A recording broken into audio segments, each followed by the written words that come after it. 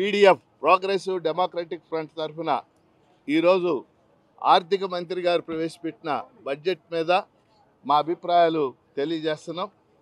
ఆర్థిక మంత్రి గారు ఈరోజు 3,22,000 కోట్ల వ్యయంతో ఈ బడ్జెట్ను ప్రతిపాదించారు. అయితే బడ్జెట్ యొక్క ఉద్దేశం ఎప్పుడైనా కానీ ఆర్థిక వ్యవస్థలో 3 రంగాలు ఉంటాయి: వ్యవసాయ రంగం, పారిశ్రామిక రంగం, సేవల రంగం. ఈ 3 రంగాలు ఎలా అభివృద్ధి చేయాలనేదే ఉండాలి. ముఖ్యంగా ఈ ప్రతిపాదనలన్నీ పరిశీలిస్తే ఈ బడ్జెట్ ప్రజల ఆకాంక్షలకు దూరంగా ఉంది, వాస్తవికతకి దూరంగా ఉందనేది మా పీడీఎఫ్ యొక్క అభిప్రాయం. పరిశీలిస్తే 3 అంశాలు మీ దృష్టికి తెస్తాను. ఎందుకంటే అన్నిటికంటే కీలకమైనది వ్యవసాయ రంగమే. ఈరోజు వ్యవసాయ రంగానికి సంబంధించి అనేక పంటల ధరలు పడిపోయి ఉన్నాయి. మిర్చి పంట కానీ, పత్తి పంట కానీ, శనగ పంట కానీ అన్నిటి ధరలు కూడా డౌన్ఫాల్లో ఉన్నాయి. మరి ఈ ధరల స్థిరీకరణ నిధి అంటే రైతులకు మేలు చేసే ధరల స్థిరీకరణ నిధికి బడ్జెట్లో కేవలం 300 కోట్లు కేటాయించారు. 300 కోట్లతో మరి ధరల గిట్టుబాటు ధర ఎలా చేస్తారో ఆర్థిక మంత్రి గారు చెప్పాలి.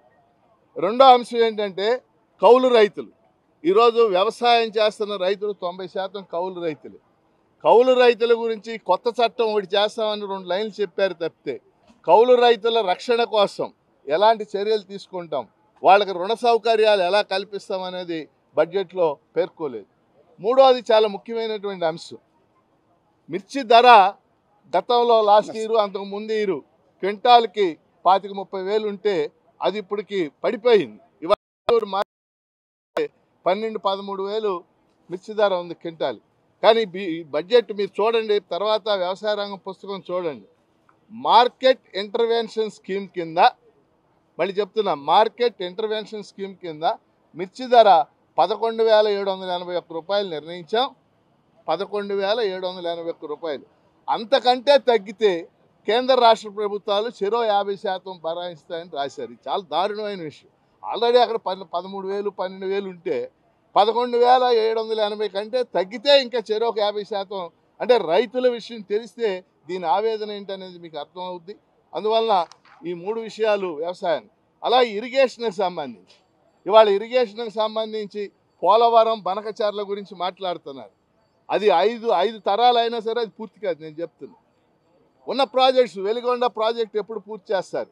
మా గుంటూరు జిల్లాలో మాకు వరికిపూడి శలాన్ని ఉంది. అది పూర్తయితే 1,00,000 ఎకరాలకు నీళ్లు వస్తాయి, 80 గ్రామాలకు మంచినీళ్ళు వస్తాయి. అలాంటివి ఎప్పుడు పూర్తి చేస్తారు? ఇవేవి కూడా బడ్జెట్లో చెప్పలేదు. అలాగే ముఖ్యంగా ఉన్నత విద్యకు సంబంధించి ఈ బడ్జెట్లో ఉన్నత విద్యా రంగానికి 2,500 కోట్లు కేటాయించామని ప్రతిపాదించారు. కానీ యూనివర్సిటీల్లో ఇవాళ 5,000 పోస్టులు ఖాళీగా ఉన్నాయి. ఆ పోస్టులు భర్తీకి సంబంధించి ప్రతిపాదనలు ఏమీ కూడా లేవు. అలాగే బడ్జెట్లో ఉపాధ్యాయ నియామకాలకి డిఎస్సి ఆసనం అనేది చేసేసిన ప్రామిసుల్లో భాగంగా చెప్పేశారు. కానీ ఈ రోజుకి ఆ డిఎస్సి నోటిఫికేషన్ 16,347 పోస్టులు రాలేదు. అసలు ఈ 16,347 పోస్టులు భర్తీ చేస్తారా, చేయరా, ఈ పోస్టులన్నీ ఉంటాయా లేదనేది స్పష్టత ఇవ్వాల్సిన అవసరం ఉంది. తర్వాత చర్చలో అయినా ఆర్థిక మంత్రి ఆ స్పష్టత ఇవ్వాలని చెప్పేసి కోరుతా ఉన్నాం. అలాగే చివరిగా మనం చూస్తే మనం అన్నదాత సుఖీభావ దానికి సుమారు 18,000 కోట్లు కావాలి అది అమలు చేయడానికి. బడ్జెట్లో 9,000 కోట్లు కేటాయించామని చెప్పారు. అలాగే తల్లికి వందనం దగ్గర కూడా 15,000 ఇస్తామన్నారు. ఎంతమంది పిల్లలకి అనేది బడ్జెట్లో పేర్కోలేదు. ఇలాంటి అంశాలన్నీ మరి స్పష్టత ఇవ్వాల్సిన అవసరం ఉందని ప్రభుత్వానికి తెలియజేస్తూ, ఖచ్చితంగా ఇది ప్రజల ఆకాంక్షలకు అనుగుణంగా లేదు. ప్రజల ఆకాంక్షలు నెరవేరాలంటే వ్యవసాయ రంగానికి ప్రాధాన్యత ఉండాలి. వ్యవసాయ రంగానికి మరింత ప్రాధాన్యత పెంచాలి. ఇరిగేషన్కి మరింత ప్రాధాన్యత పెంచాలి. వైద్య ఆరోగ్య రంగాలకు పెంచాలనేది మా పీడీఎఫ్ అభిప్రాయం. రాష్ట్ర ప్రభుత్వం తరపున ఆర్థిక శాఖ మంత్రి ప్రవేశపెట్టినటువంటి 3,22,000 కోట్లు చాలా ఘనమైనటువంటి సంఖ్యగా కనపడుతుంది. ఈ సంఖ్యను చూసి ఈ బడ్జెట్ చాలా బాగుందని చెప్పలేం. ఎందుకనంటే రాష్ట్ర ప్రభుత్వం ఈ బడ్జెట్ ప్రతిపాదనలో చెప్పినటువంటి ఆదాయం రావడం లేదు, కేంద్రం నుంచి రావాల్సినటువంటి గ్రాంటులు రావడం లేదు, దీని కేటాయించినటువంటి దానికి అనుగుణంగా అయినా కానీ ఆ ఖర్చులు చేయటం లేదు. దీనికి ప్రతిసారి బడ్జెట్ ప్రవేశపెట్టేటప్పుడు సవరించిన అంచనాలకి బడ్జెట్ ప్రతిపాదనలకి ఎంత వ్యత్యాసం ఉందో చూస్తే దీన్ని బట్టి అర్థమవుతున్నటువంటి పరిస్థితి ఉంది. ఈ మొత్తం 3,22,000 కోట్లలో రెవెన్యూ లోటుని పరిశీలిస్తే, ద్రవ్య లోటుని పరిశీలిస్తే అసలు ఈ కేటాయింపులు ఏ మేరకు అమలు జరుగుతాయనేటువంటిది అనుమానాస్పదంగా ఉందని చెప్పి పీడీఎఫ్ తరపున చెప్పదలిచింది. గత ప్రభుత్వం నవరత్నాలను చుట్టూ తిప్పింది, ఈ ప్రభుత్వం సూపర్ 6 ద్వారా తిప్పింది. మాటల్లో తేడా తప్ప ఇవన్నీ కూడా ఎన్నికల హామీగా ఇచ్చినటువంటివి కానీ లేదు, ఇవాళ బడ్జెట్ ప్రసంగాల ద్వారా చెప్పినటువంటి విషయాలు చూస్తే 5 ఏళ్ళు కూడా వీళ్ళు ఇచ్చిన హామీలు సక్రమంగా అమలు చేస్తారంటే అందుట్లో కూడా మతలబు ఉంది. కొన్ని సంవత్సరాలు మాత్రమే అమలు చేస్తున్నారు. 3 ఏళ్ళు, 2.5 ఏళ్ళు, లేకపోతే ఓ సంవత్సరం ఎగ్గొడుతున్నటువంటి పరిస్థితి కూడా ఈ రోజున కనపడుతున్న పరిస్థితి ఉంది. అందువల్ల ఈ బడ్జెట్ ప్రసంగాలు చూసి, ఇందులో కేటాయింపులు చూసి అంతా ఏదో జరిగిపోతుంది అనేటువంటి భ్రమలైతే మా పీడీఎఫ్ పక్షం లేదని చెప్పి కూడా చెప్పదలిచింది. నిర్దిష్టంగా చెప్పాలనంటే రైట్, ఓకే, ఈ రాష్ట్రంలో కౌలు రైతులు ఎంతమంది ఉన్నారు, ఇంటూ 20,000 పెట్టి ఇంత కేటాయింపులు ఉండాలా. ఓకే, ఈ పాఠశాల విద్యారంగంలో ఇంతమంది విద్యార్థులు ఉన్నారు, నువ్వు ఎంతమంది చేసిన ఇంటూ 15,000 చొప్పున ఎంతో కేటాయింపులు ఉండాలా. ఆ రకమైనటువంటి ప్రతిపాదన లేకుండా, అలాగే నీటిపారుదల, పోలవరం ఇంకెంత ఖర్చు అవుతుంది, లేకుండా ఇతర ప్రాజెక్టులకు ఎంత ఖర్చు అవుతుంది, ఆ రకమైన కేటాయింపులు ఉండాలా. అట్లాంటి కేటాయింపులు ఏముండవు ఇందుట్లో.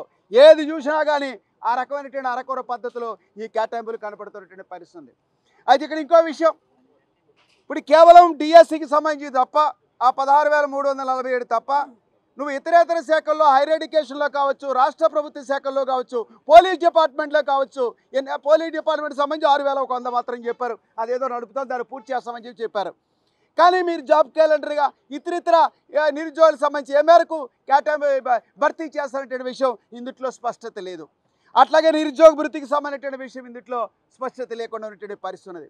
అలాగే ఉద్యోగులకు సంబంధించి రాష్ట్ర ప్రజలలో భాగమైన ఉద్యోగులకు సంబంధించి ఇవాళ పిఆర్సీ ఇవ్వాలి, ఐఆర్ ఇవ్వాలి, ఫిట్మెంట్ ఇవ్వాలి, ఆ పిఆర్సీ నివేదిక అమలు చేయాలి. గత ప్రభుత్వం బకాయి ఉన్నటువంటి 25,000 కోట్ల రూపాయలు చెల్లించాలా. ఇప్పుడు ఈ పిఆర్సీ అమలు చేయాలా. చిరుద్యోగులు ఉన్నారు, వీళ్ళందరికీ కూడా ఏదో అంగన్వాడీలు ఉన్నారు, ఆశాలు ఉన్నారు, 5 ఏళ్ళ నుంచి వాళ్ళ జీతాలు పెంపుదలేరు, వాళ్ళ బాగోగులు ఏంటి అనేటువంటి విషయం కూడా ఇందుట్లో లేదని చెప్పి చెప్పదలిచింది. ఆ రకంగా చూసుకున్నట్లయితే విద్యారంగం కేటాయింపుల, వ్యవసాయ రంగమా, నీటిపారుదల కేటాయింపుల, ఇవన్నీ చూస్తే ఏదో ప్రతి సంవత్సరం టెక్నికల్గా బడ్జెట్లో అంకెలు ప్రవేశపెట్టాలి అనేటువంటి పద్ధతిలో చేసినటువంటి కేటాయింపులు ఉంటాయి తప్ప నిజంగా ఆ రంగానికి ఏ మేరకు మేలు జరుగుతుంది అనేటిది మాత్రం అనుమానాస్పదంగా ఉంది. అందువల్ల ఈ బడ్జెట్ రాష్ట్ర ప్రజల ప్రజానికి అనుకూలంగా ఈ యొక్క ఉందని చెప్పి మేము చెప్పడం లేదు. అలాగే ఈ బడ్జెట్లో ప్రతిపాదించినటువంటి ఖర్చుల పట్ల కూడా అనేకమైనటువంటి అనుమానాలు ఉన్నాయి. ఆ రకంగా ఊరికే అంచనాలు పెంచేసి కేటాయింపులు చూపించేసి అలా కేటాయింపులే తక్కువ, ఆ కేటాయింపుల ఖర్చు కూడా అయ్యేటువంటి పరిస్థితి లేదు. ఈ రకమైన పద్ధతిలో ఈ రాష్ట్ర ప్రభుత్వాల బడ్జెట్ నడుస్తుందని చెప్పి చెప్పదలిచింది. రాష్ట్ర ఉద్యోగ ఉపాధ్యాయులకి నిరాశ కలిగించిందని చెప్పి సందర్భంగా తెలియజేస్తా ఉన్నాను. ఏదైతే పిఆర్సీకి సంబంధించి 2023 జూలైతో 11వ పిఆర్సీ పూర్తయింది. 2023 జూలై నుంచే 12వ పిఆర్సీ అమలు చేయాలి. గత ప్రభుత్వం అమలు చేయలేదు. ఈ ప్రభుత్వం వచ్చి 9 నెలల కాలం అయింది.